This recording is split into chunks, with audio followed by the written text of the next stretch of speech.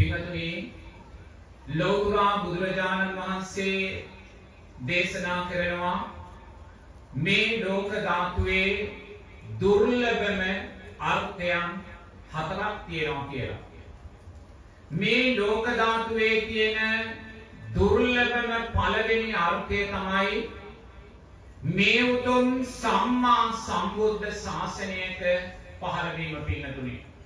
ඒ කියන්නේ ලෞතර බුදුරජාණන් වහන්සේ නමක් පහළ වෙලා ඒ උතුම් සම්මා සම්බුද්ධ ශාසනය ජීවමානව පවතිද්දී ලබන්නා වූ බෞද්ධ උපත පින්වතුනි මේ ලෝක ධාතුවේ තියෙන දුර්ලභම පළවෙනි අර්ථයයි කියලා බුදුරජාණන් වහන්සේ දේශනා කළා. එහෙමනම් බලන්න මෙතන ඉන්න සෑම කෙනෙක්ම පින්වතුනි මේ ලෝක ධාතුවේ තියෙන දුර්ලභම පළවෙනි අර්ථය දෝතින් දරාගෙනයි මේ උතුම් ජීවිතය ලබලා තියෙන්නේ. ඒ කියන්නේ මේ බුද්ධෝත්පාද කාලයක ඉපදිලා ඒ බුද්ධෝත්පාද කාලය තුල මේ උතුම් සිංහල බෞද්ධ ජීවිතයක් ලබලා මේ උතුම් තෙරුවන් සරණ යන්න ඔබට ලැබුණේ පින්වතුනි මේ ලෝක ධාතුවේ තියෙන ප්‍රථම දුර්ලභ කාරණයයි ඒ කාරණේ. ඒ වගේමයි ලෞතර බුදුරජාණන් වහන්සේ දේශනා කරනවා මේ ලෝක ධාතුවේ දෙවැනි දුර්ලභ අර්ථයක් තියෙනවා කියලා. මේ ලෝක ධාතුවේ තියෙන දෙවැනි දුර්ලභ අර්ථය තමයි යමෙක් මේ උතුම් සම්මා සම්බුද්ධ ශාසනයේ උපත ලැබලා උතුම් චතුරාර්ය සත්‍ය ධර්මය ශ්‍රවණය කරන්න ලැබෙයිද එය මේ ලෝක ධාතුවේ දෙවැනි දුර්ලභ අර්ථයයි කියලා. පිටුතුනේ බලන්න ඔබත් මමත් දක්ෂ වුණා මේසා භයානක කෝටි ප්‍රකෝටි ගානකින් යුක්ත මිත්‍යා දෘෂ්ටික ලෝකයක් අභිභවලා ඒ වගේම මේසා දුකෙන් ගහන වෙච්ච සතර අපායක් අභිභවලා මේ උතුම් මනුස්ස ජීවිතය ලබලා මිත්‍යා දෘෂ්ටික භාවයෙන් මිදලා මේ උතුම් සම්මා දිට්ඨියට පත්ුන බෞද්ධ ජීවිතයක් ලබලා පින්වතුනි මේ උතුම් චතුරාර්ය සත්‍ය ශ්‍රවණය කරන්න. ඒ කියන්නේ මේ ලෝක ධාතුවේ තියෙන දුර්ලභම අර්ථයන් දෙක අපි හැමෝම දෝතින් දරාගෙනයි මේ ජීවත් වෙන්නේ පින්වතුනි. මේ උතුම් දුර්ලභ අර්ථයන් දෙක ඇමරිකාවේ ජනතාව, චීන ජනතාව, ජපාන ජනතාව, ඕස්ට්‍රේලියාවේ ජනතාව ලැබුවේ නැහැ. හොඳින් තේරුම් ගන්න. අපි අද ඒ රටවල් වලට වන්දනා කළා, ඒ රටවල් වලට ගරු කළා, ඒ රටවල් දිව්‍ය තලහ කියලා දැක්කත් පින්වතුනි ඔබ මේ ලැබුවා වූ උතුම් සිංහල බෞද්ධ ජීවිතය පින්වතුනි මේ සියලු ලෝකේ ජනතාව ලැබූ ජීවිත වලට වඩා උත්තම ශ්‍රේෂ්ඨ ජීවිතයක් කියලා බුදුරජාණන් වහන්සේ දේශනා කළා. මොකද මේ සම්මා සම්බුද්ධ ශාසනයේ ඉපදුනා මේ සම්මා සම්බුද්ධ ශාසනය පමණයි සුගතිය ගැන කියන්නේ. මේ සම්මා සම්බුද්ධ ශාසනය පමණයි සෝවාන් සකෘදාගාමි අනාගාමි අරියත් මාර්ගයන් තුලින් භව නිරෝධය ගැන කියන්නේ. එතුණී එවන් ශ්‍රේෂ්ඨ ධර්මයක උරුමය දරාගෙන ඔබ මේ සුන්දර ජීවිතය ලබන්න ඔබම හිතන්න ඔබ සංසාරේ කොයිසා පින් කරන්න ඇත කියලා. ඔබ සංසාරේ කොයිසා පින් කරන්න නැද්ද? මෙවැනි මිත්‍යා දෘෂ්ටික ලෝකයක් අභිභවලා කර්මය කර්මඵල විශ්වාසය හඳුනන්නේ නැති, තෙරුවන් කෙරෙහි ශ්‍රද්ධාවක් හඳුනන්නේ නැති, නැවත ඉපදෙනවා කියන කාරණය දන්නේ නැති මිත්‍යා දෘෂ්ටික ලෝකයක් අභිභවලා පින්වතුනි මේ උතුම් සම්මා සම්බුද්ධ ශාසනයේ ඉපදිලා මේ උතුම් චතුරාර්ය සත්‍ය ධර්මය අහන්න ඔබ සංසාරේ කළා වූ පින ගැන ඔබම මතු කළ දකින්න. ලෞතර බුදුරජාණන් වහන්සේ තුන්වෙනිම දේශනා කරනවා මේ ලෝක ධාතුවේ තියෙන තුන්වෙනි දුර්ලභ අර්ථය කුමක්ද කියලා. පින්වතුනි මේ ලෝක ධාතුවේ තියෙන තුන්වෙනි දුර්ලභ අර්ථය තමයි යමෙක් මේ සම්මා සම්බුද්ධ ශාසනයේ ඉපදිලා මේ උතුම් චතුරාර්ය සත්‍ය ධර්මය ශ්‍රවණය කරලා ඒ ශ්‍රවණය කළා වූ චතුරාර්ය සත්‍ය ධර්මය නුවණින් මෙනෙහි කරලා උතුම් සෝවාන් සකෘදාගාමි අනාගාමි අරිහත් ඵලයන් සාක්ෂාත් කරයිද එය මේ ලෝක ධාතුවේ තියෙන තුන්වෙනි දුර්ලභ අර්ථයයි පින්වතුනි. බලන්න අපි කොයිසානම් අවාසනාවන්තද කියලා මේ උතුම් සම්මා සම්බුද්ධ ශාසනය කියන පළවෙනි දුර්ලභ අර්ථය දරාගෙන අපි ඉපදුණා.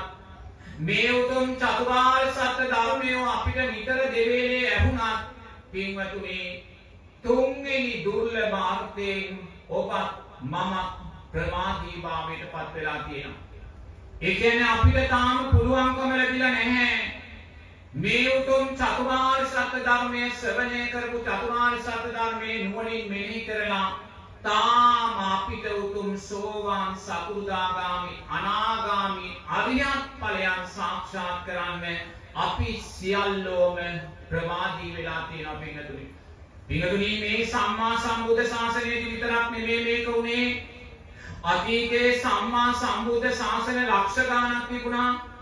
ඒ සෑම සම්මා සම්බුද්ධ ශාසනයකදීම පින්වතුනි අපි ශාසනය තුල ශාසන දායාදය ලැබුවත් චතුරාර්ය සත්‍යය අපි ඇහුවත් අපිට කවදාක්වත් තුන්වෙනි දුර්ලභ අර්ථය සාක්ෂාත් කරගන්න බැරි වෙලා තියෙනවා. ඒක හරිම අවාසනාවක් පින්වතුනි. අන්නේ තුන්වෙනි දුර්ලභ කාරණය අපේ ජීවිතයට අයිති කරගන්න බැරි වුණේ ඇයි කියලා බුදුරජාණන් වහන්සේ හතරවෙනි දුර්ලභ කාරණයෙන් අපිට මතු කරලා දෙනවා. මොකද ලෞතර බුදුරජාණන් වහන්සේ දේශනා කරන මේ ලෝක ධාතුවේ තියෙන හතරවෙනි දුර්ලභ අර්ථය පින්නතුනි. හතරවෙනි දුර්ලභ අර්ථය තමයි කෘතවේදී භාවය. කෘතවේදී භාවය. එහෙනම් කෘතවේදී භාවය කියන මේ හතරවෙනි දුර්ලභ අර්ථය තාමත් අපි අපේ ජීවිතවලට දරාගත්තේ නැති නිසායි තාම අපිට උතුම් සෝවාන් සකෘදාගාමි අනාගාමි අරිහත් ඵලයන් සාක්ෂාත් කරගන්න බැරි වෙලා තියෙන පින්වතුනි. එතකොට අපි කාටද කෘතවේදී නොවුනේ? පින්වතුනි අපි තාම ලෞතර බුදුරජාණන් වහන්සේට කෘතවේදී වෙලා නැහැ.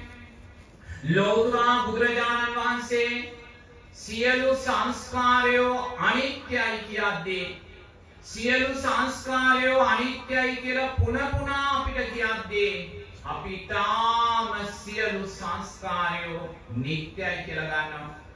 බුදුරජාණන් වහන්සේ හිස ගිනි ගත්තේ ඒ ගිනි නිවන්නේ යම්සේද මේ භව ගින්දර නිවා ගන්න කියද්දී අපි සිතුවිල්ලෙන් සිතුවිල්ල නැවත නැවතත් භවයම ප්‍රාර්ථනා කරනවා පින්වතුනි. ඉතින් අපි තාම ලෞතර බුදුරජාණන් වහන්සේට කෘතවේදී වෙලා නැහැ. ලෞතර බුදුරජාණන් වහන්සේ මේ උතුම් චතුරාර්ය සත්‍ය අපිට දේශනා කරන්න පින්වතුනි සාරා සංඝ කල්ප ලක්ෂ ගණන් දසපාරමිතම් පිරුවා. මහා සාගරයේ ජලයට වඩා රුධිරය දන් දුන්නා. මහා පොළවේ පසට වඩා ශරීර මාංශ දන් දුන්නා. අපි තාම බුදුරජාණන් වහන්සේට කෘතවේදී වුණේ නැහැ. ඒ කළා වූ මහා පරිත්‍යාගයන්ට අපි තාම කෘතවේදී වෙලා නැහැ. බුදුරජාණන් වහන්සේට විතරක් නෙමෙයි තාම අපිට කෘතවේදී වෙලා නැහැ. තමාට තාම කෘතවේදී වෙලා නැහැ. මට තාම කෘතවේදී වෙලා නැහැ. පින්තුනි අපි අපේ අම්මට තාත්තට සහෝදරයාට සහෝදරියට බිරිඳට සාම්පුරුෂයාට ඥාතියාට හිතවතාට අපි කෘතවේදී වෙනවා. ඒ අයට කෘතවේදී වුණත් පින්වතුනි තමාට තාම කෘතවේදී වෙලා නැහැ. තමාට කෘතවේදී වුණා කියලා බුදුරජාණන් වහන්සේ දේශනා කරන්නේ කොතනද පින්වතුනි? තමාට කෘතවේදී වුණා කියන්නේ උතුම් සෝවාන් ඵලය සාක්ෂාත් කරගත්තොත් පමණක්මයි පින්වතුනි. අපි තාම උතුම් සෝවාන් ඵලය සාක්ෂාත් කරලා නැහැ. ඒ කියන්නේ අපි කවුරුත් අපිට කෘතවේදී වෙලා නැහැ පින්වතුනි. ඇයි බුදුරජාණන් වහන්සේ කියන්නේ සෝවාන් ඵලයට පත් වූ සෑම කෙනෙක්ම තමාට කෘතවේදී වෙලා නැහැ කියලා? පින්වතුනි බුදුරජාණන් වහන්සේ දේශනා කරන්නේ යමෙක් සතර අපායෙන් මිදුණා කියන්නේ උතුම් සෝවාන් ඵලය සාක්ෂාත් කරගත්තායි කියන කාරණය. ඒ නිසා අපි තාම සතර අපායෙන් මිදලා නැත්නම් මරණාසන්න මොහොතේ අපිට විදුණු සිල්පදයක් සිහියට නැගුණොත්, ලෝභ, ද්වේෂ, මෝහ ධර්මයක් සිහියට නැගුණොත් අපි අනිවාර්යයෙන්ම පින්වතුනි සතර අපායට වැටෙනවා.